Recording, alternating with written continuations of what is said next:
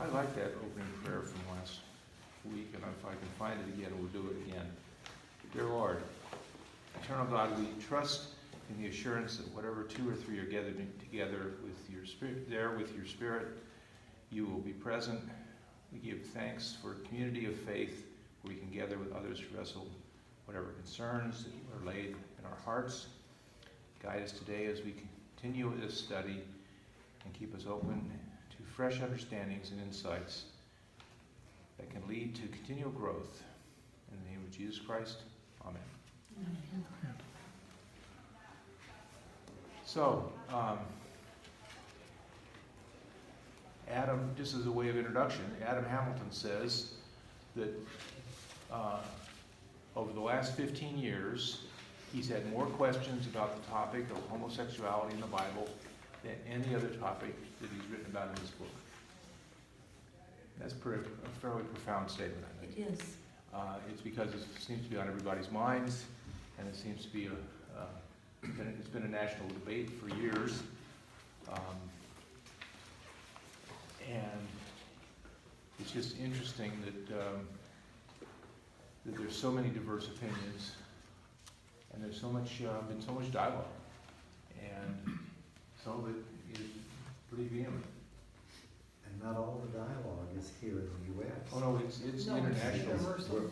And the Methodist Church, in its international efforts, of course, and recruitment to Africa and other Middle Eastern areas, in competition with the Islamic faith, and they are pretty strict on that. And to even come out and suggest that that we would acknowledge the issue, and then it, I'm sure, would be similar to the complaints made about the early Christians, that they were cannibals and unsubstantiated and undocumented.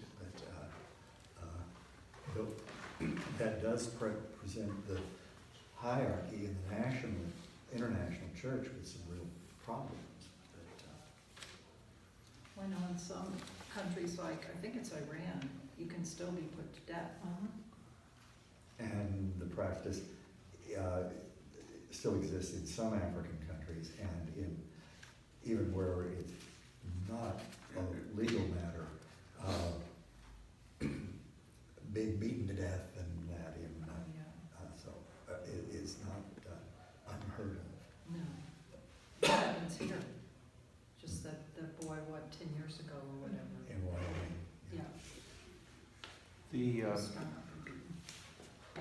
Going back to biblical passages that provoke the discussion and cause strict constructionists, I'll call them, the people who want to believe in the Bible word for word, or want to use that to, if that benefits them to their case, use that.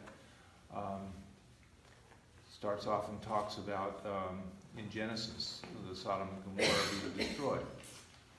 And I don't know, did everybody have a chance to read that section of the Bible? I've read the whole thing. Yeah. I won't go through the whole thing, but it comes down to Lot bringing in two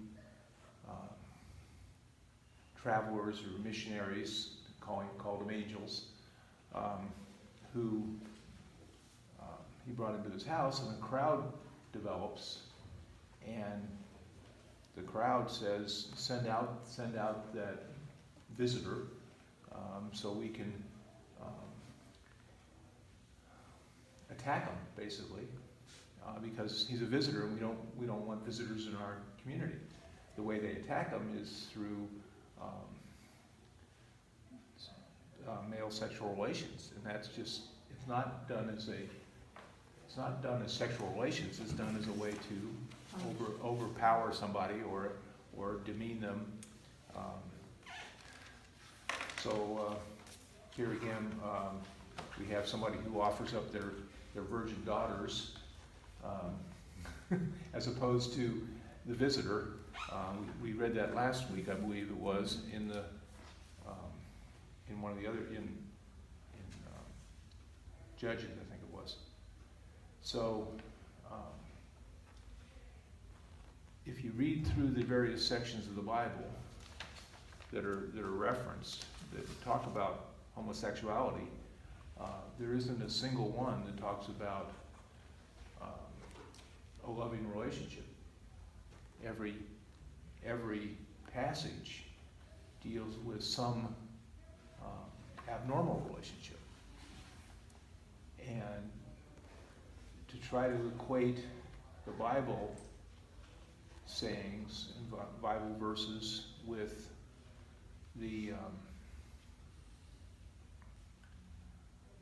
homosexuality is discussed in the Bible versus relationships, or a loving relationship or a family relationship, is just, they're just not there. There's no discussion.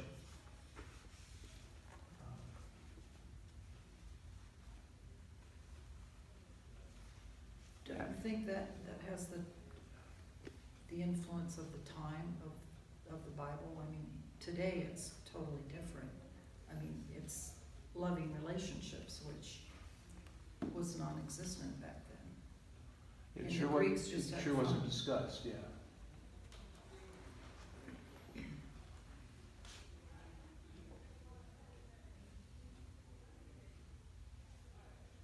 Yeah, there's I'm on page 266. We don't know if it didn't exist, only I know. because What's that? of what would happen to those people, just like in Africa or Iran. Right. You know, there's a lot of gays, homosexuals, but they're not gonna come out because No. of what's going to happen to them. So because it's not written in the Bible doesn't mean that it wasn't actually happening. That's true. That's true, That- Well, there's a lot of things that are written in the Right. Bible that were happening. Right, but they But weren't written. no, Frankly, it's just, I mean, it's the same thing going on today. There's a lot of things happening that are good, that don't get the publicity, exactly. don't get written about. You have to search to find a book that's positive on some topic, no matter what the topic is. I don't care, pick a topic. In my business, it's nuclear power.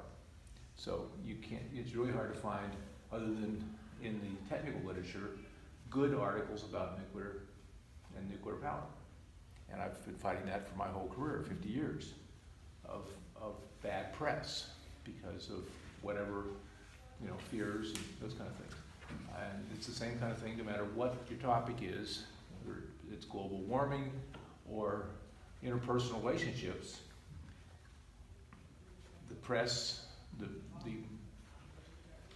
way to sell the book, whatever it is to talk against something or advocate something that you think is popular versus maybe a non-traditional approach. Well, and what I find as striking about the fact that, nothing's written about that, but Jesus, nothing was written about his marriage. Find it very hot. And presumably he wasn't. And that, even if he were gay at that time, he still would have had to been married. Just that simple. Yeah. Well, isn't that the normal? I'm not big on the Jewish faith, but wasn't that the norm? You expected to be married. Yeah, well, That was the norm, and at a fairly young age. and it was still the hangover of the idea that your wife and children are property, and they built your security. So, I mean, I'm not saying that was a bad thing or anything, maybe it wasn't, but it got us where we are. And those were obligations that you had to fulfill. So, Well, that was the same thing as in the 60s, for example. I mean, in my prior job, the majority of the flight attendants are gay. There's no question on that. okay.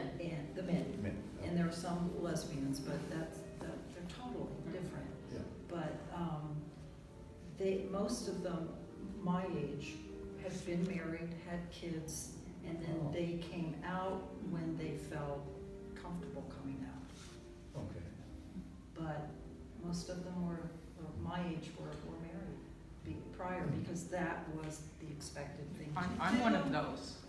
Yep. I mean, that was what you did. You got out of high school, you had, a boyfriend, you're to get married, you're to have children, you know, gay wasn't even a word No, that was it used. wasn't. None of this was even talked about, Mhm. so I did what society wanted me to do, not what I wanted to do. Exactly.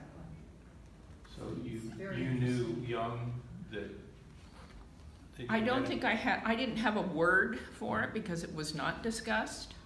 Unlike my daughter who is gay, I mean, she knew from a very, very young age. Mhm. But when I was growing up, there was no talk. You just knew that you were different, but you didn't know what it was. Mhm. So you did what society expected of you. Yeah, that's what the guys, they said that similar thing, you know, that they knew that when they were like 5, they wanted to play with dishes and stuff like that, as opposed to Well, yeah, I trucks was a real and, tomboy. You know, they, You know, it was just different. I didn't want dolls and stuff. I wanted football helmets and boxing gloves and, you know. Whoa, let's stop at the block. Yeah. I'll take those here. No, my mother wouldn't let me have those. Dad said okay, but Mom said no. That was an probably. Yeah. But yeah, Well, when I was a young boy, I had a doll and a teddy bear, and until I moved into trains, those were the doll and the teddy And bear were my trains. constant companion. So, but unfortunately, my involvement and my personal knowledge of homosexuality was not positive. So it was very difficult situations that I found myself in through my young years, both as in the Boy Scouts and also in just in personal life of interactions, and they weren't positive relationships. So there was no, I think there was probably overcompensation perhaps in my part, but I just felt that I didn't know anything about a loving relationship having to do with a homosexual relationship. It was strictly a negative relationship. And I remember in the fraternity, we basically go down to the gay bar and you know, we'd be cruising through the gay bar, just, you know, not being nice to the people that were at the gay bar. And that was just, it was just something that macho guys had to do to prove their machoism, I guess. I don't know, but it was, you know, well, it's lack Stupid. of knowledge. it was stupid. You Right, didn't know. exactly. Yeah, right, exactly. You were ignorant of the situation, you know, and that's that lack of And, education. Well, and like I said, I had a history that I was not happy about, things that had happened to me, that I just, you know, I just did everything I could to distance myself from that situation. So, And why wouldn't you? and It's self-protection. right, and I also grew up until my enlightenment, I guess, a few years ago, with just a very negative opinion, and it's taken me a lot of hard work to myself to change my opinion from anti to accepting, and I'm now to accepting.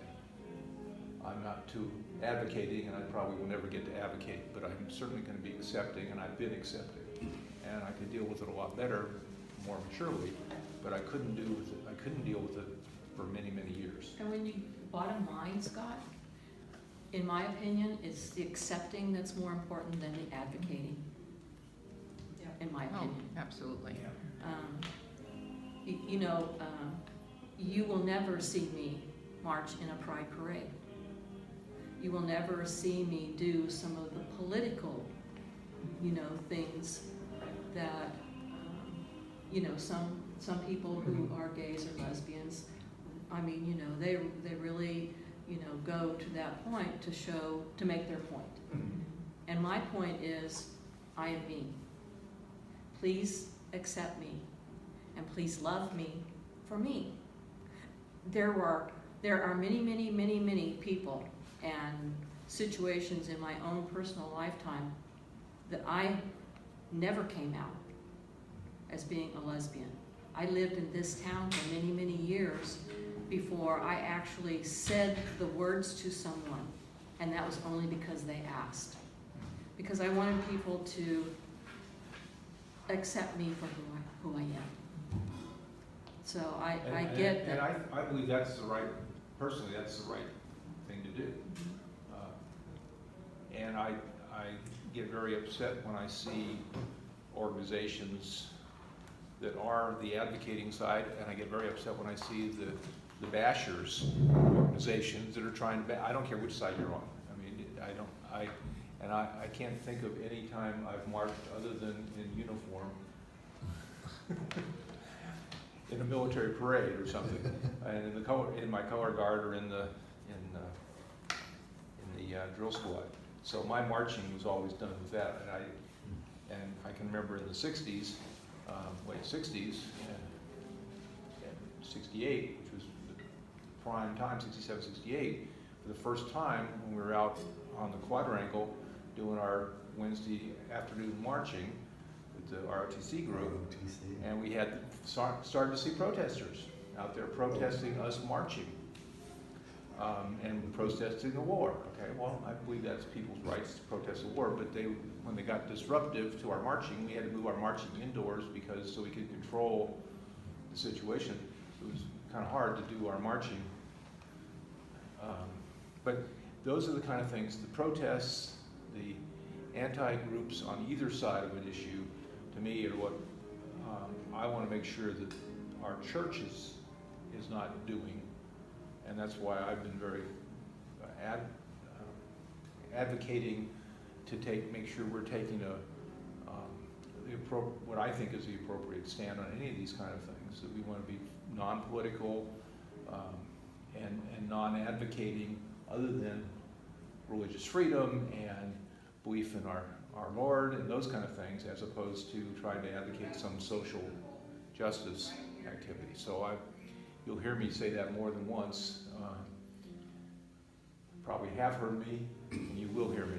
I will be a strong advocate to being an accepting organization as opposed to an advocating organization. You have to be careful what we advocate for.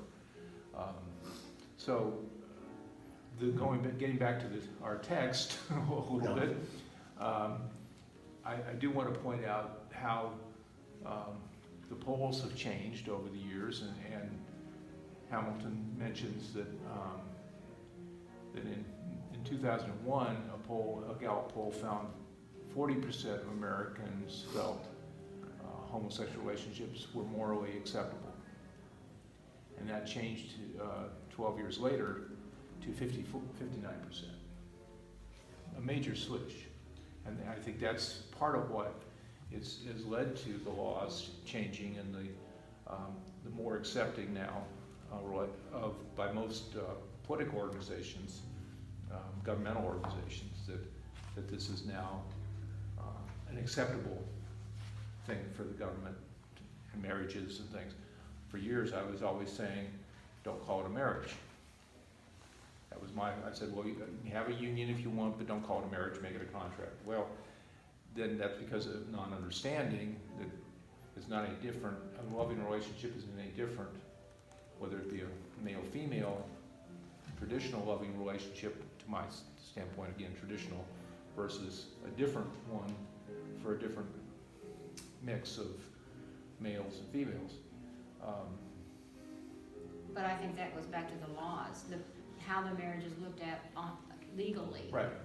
Well, and when I personally changed my opinion when I found that even with the contract or a union or an agreement, it still wasn't getting the same power that a quote, a marriage was giving.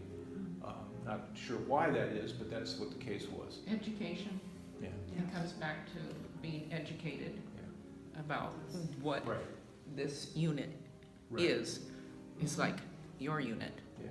The feelings. Right. The home life. Right. Is like yours. Yeah. And I feel the legal protections and rules should be in place for you just as much as it is for me. Thank you. I think we're nibbling around the edges, but in my view, if you go back to biblical times, even before, you're talking about a basic belief system. When humans have belief systems, you don't change those babies overnight. And even if in the face of truth, they won't give up their belief systems. But one of the things that we haven't mentioned with nibbling around the edges is the assumption that it's a choice. Exactly. And once you realize that, and once science actually proves it, there'll still be a disbelief that it's a choice. And I don't believe it is a choice. I think it's nature following its course. But when you go back to biblical times and the horror that they saw there, they assumed it was a choice. And that was a grotesque choice that flew against the very nature of why a man and a woman procreate, and that's for families, and that's to keep the race going.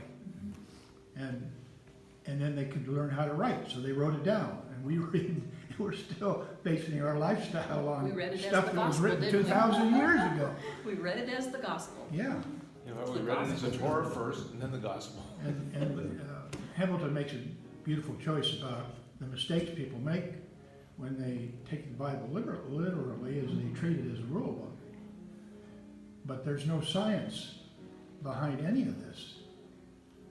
And to me, the science is still in front of us, but society is catching up, and pretty soon it will be a truth that even then, the belief system will not let go of it, maybe for another 100 years. But we're making great progress in my lifetime, I think. Because I can remember in the 60s going through college and all this, I mean, all kinds of uproar, of course, over everything. Goldwater and the rest of them. I mean, that was a huge upheaval in society, and the gay movement was getting started. I can remember in San Francisco and how it all got started and everything. But even then, somebody would say, "Yeah, but it's not a choice." But nobody was listening, and they're still not listening. You don't believe. And it's less than 50%, as Hamilton says now. But there's, Well, no, it's 59%.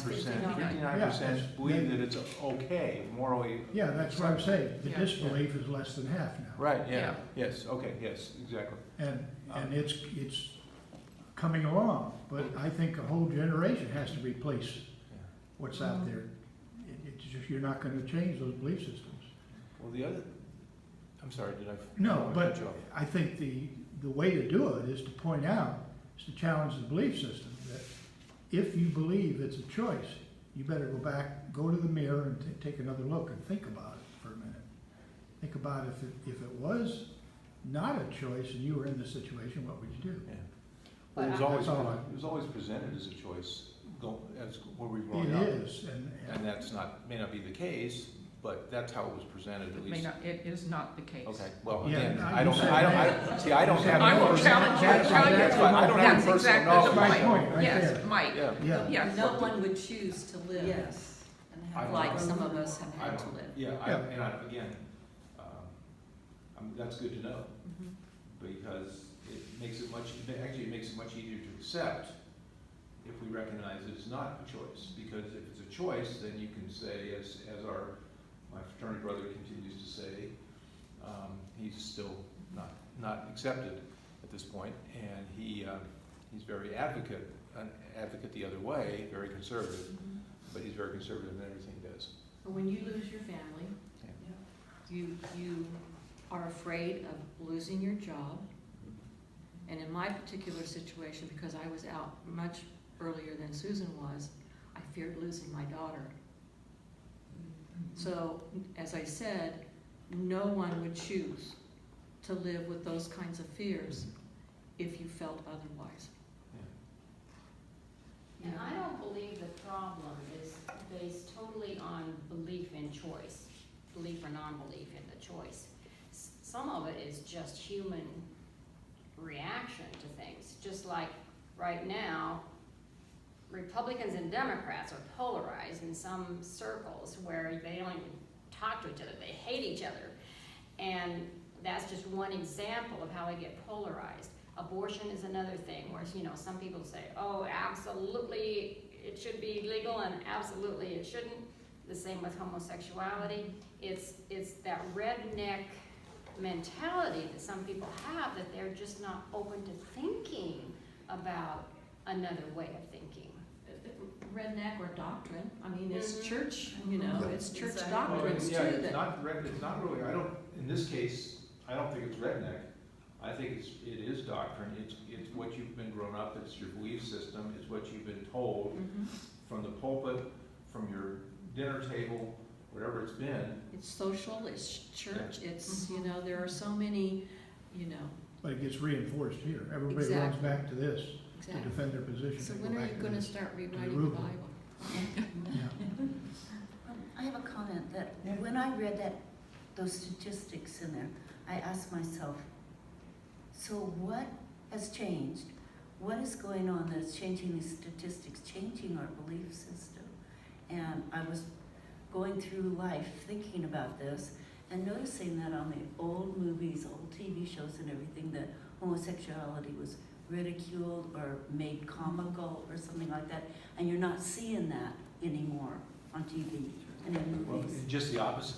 Yes, just the opposite now, loving, caring relationships. Yeah. And you see them as, if I can use them in a positive way, as you know, in all fields, successful, intelligent, well-educated, caring, as opposed to, Family people. as yeah, opposed to, family. yeah, that they were, in some of these old movies, they were the fool, the idiot, you know, and I just go, It's all okay. about education. Right. You're right, it's One of totally the- about education, So- whatever form it comes in. So- It's about So I education. was wondering, who gets the credit for this, you know, because,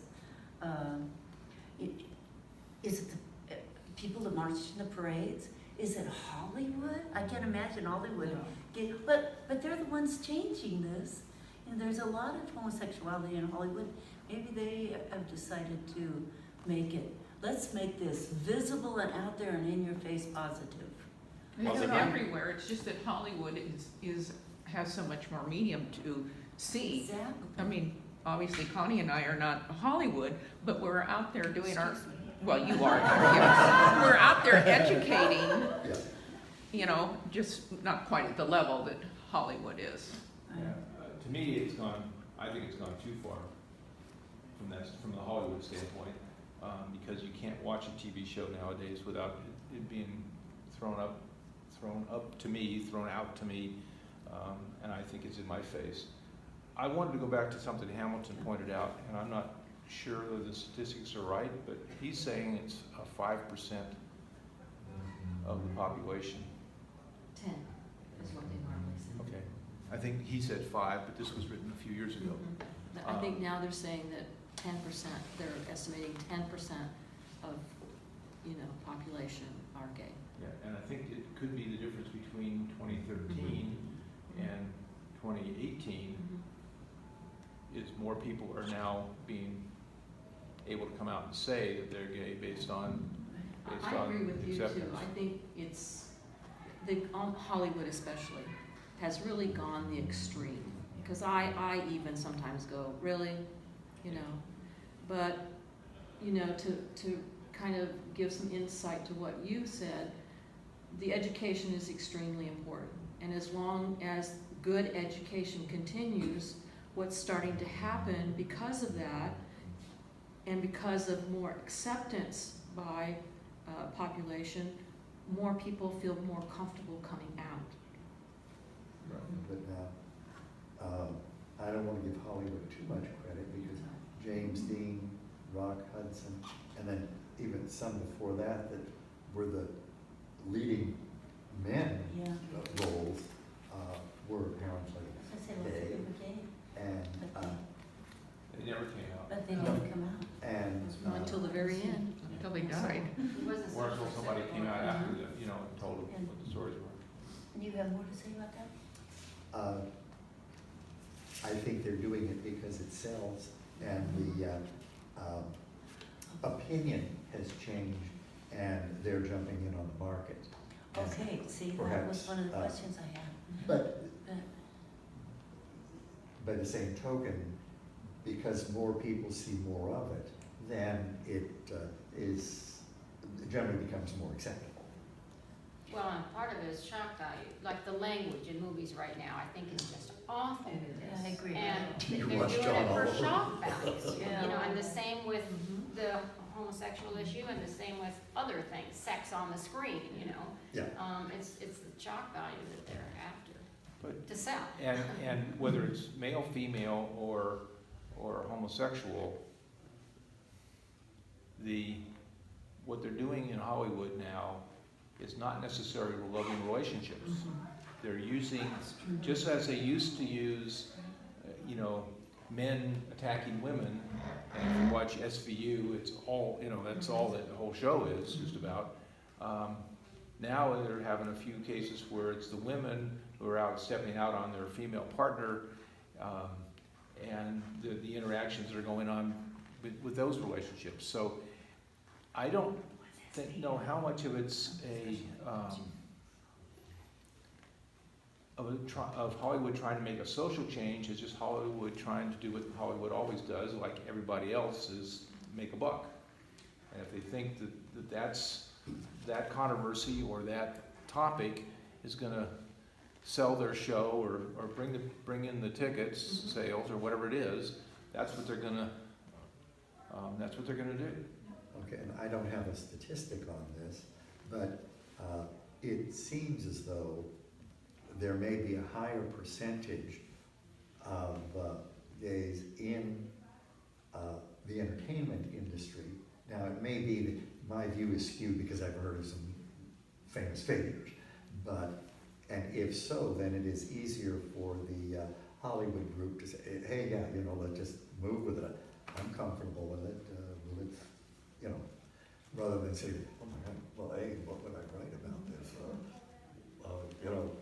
A sense of confusion. I think there's enough of a familiarity that they can write comfortably in the topic. But perhaps not. Well, another thought I had was that as a teacher, I've talked to lots of families who have moved out of public school to get away from that education, to make sure that the doctrine of their church is continued through private schools. Well, talking about the church, we're going through right now in the Methodist church the same thing that the Episcopals went through and the Presbyterians went through a few years ago. For a few years I was an Episcopalian, so I managed to be there right at the right time or the wrong time to see that transition happen. The church that we were in at the time was a very conservative church, and when the Episcopal Church decided they were going to continue with the Bishop of New Hampshire that come out as a practicing gay, he kept his position, and it caused the fourth or fifth or sixth or seventh, I can't remember which schism it was, in the Episcopal Church, and they had another breakaway. So the church that I was in now became an Anglican Episcopal Church of America instead of the Episcopal Church of America, because the Anglicans, or at least that group of the Anglicans, had not allowed women to be ordained, which was the previous schism, and then before that it was the Book of Common Prayer schism when they came up with the new Book of Common Prayer. And anyway, it's just a tradition in I think in the Episcopal Church to have schisms and breakaways. And of moving churches to stay in the Episcopal Church, although that was a tough decision because I enjoyed the local church and we had to change and go down the road a piece. So I hate to see that kind of thing happening in the Methodist Church, and I sure hope we can manage to have the path that appears to be at least the majority opinion in the U.S., which is an accepting approach and accept all, and recognize that the Africans are going to keep their positions, and because that's their norm and that's what they feel they need to do to keep their people together, and the Americans hopefully will be able to be more open and accepting and be able to continue that way. But that's to be seen because it's being pushed off to the next general meeting. And there's just something out now that if you're on the email list, you've seen the Holy Huddle. The bishop wants us to start having more dialogue about this topic and preparation for next year's conference. So, but these things seem to happen all the time because you have groups that are entrenched and aren't willing to change their opinions. So it makes a very difficult But then Very difficult what makes situation. just the opposite of that, because, I mean, you have the Africa, you know, you have the Turkeys and, you know, those areas where people are killed if they're discovered that they are homosexual. But then you have countries like the Netherlands and Norway and, you know, other countries where it's a non-issue, right. literally a non-issue. Why is that? It's like the States even. It's easier to be a gay or lesbian person in a different state, like San Francisco, California. I mean, it's easier to get married. It's not necessarily easier to be gay. In the Ozarks in the 1960s, a gay couple owned, well, actually it had been the 70s, Herman Wing owned it before that. Two guys, not married at the time, of course, and they owned it, and you don't get, not even it's conservative, but backward would probably be a better term for it than Lake of the Ozarks. But there they were, that's what they were doing, and nobody quit because they bought it, and if you wanted your wedding catered, that was the place to go, because they had a sense of style in addition to other A things. flair. Flair. Not like the guy that just had the lawsuit. And you, they you were, being a flight attendant, how did you feel about the episode that just happened a couple of weeks ago on an airline where two men who were married and a couple were asked to split so that a married heterosexual couple could sit together, because the heterosexual couple whined enough that they were being split up and they couldn't sit together, that they asked these two men to move elsewhere. Well, I didn't hear about it, but I think it's terrible. It just happened a couple of weeks ago. I didn't hear about I it, didn't but hear about it I, either, and I listened to the that's news. terrible. It I is mean, terrible. yes. It's not right. And I hope that other people on the plane stood up and said, this is wrong. No, they They didn't. probably did not. No, No, they didn't. They probably. no, they had to get up and be split. Yeah, that's terrible. Yeah. It really is. There's So- no need for that. I mean, I don't even know who I was sitting next to. Oh, I know, it was the husband, and the wife was sitting in front when they both came in, and those were the seats booked. I was sitting on the aisle seat. I could have got up from my exit row and moved so the couple could sit together. They didn't ask. I didn't offer. Yeah. I paid for that exit seat. Yeah. I wanted to sit in Well, that these exit seat. men paid for their seats. Exactly. Exactly. And I'm just Yeah. saying, whether it be a couple that is asked to change or a non-couple that They has to change. even said that they were a couple, Yeah, the two men. They They said even that. said Yeah. they were a yeah, couple. well, then it's That- wrong. And, That's yeah, wrong. the stewardess, That's wrong. flight attendants. That's wrong. And all they should have said was, I'm sorry, we aren't No. moving. Rather than create A a scene. big hubbub Right. and ado and But get there thrown was- off of the plane, but- they said, okay.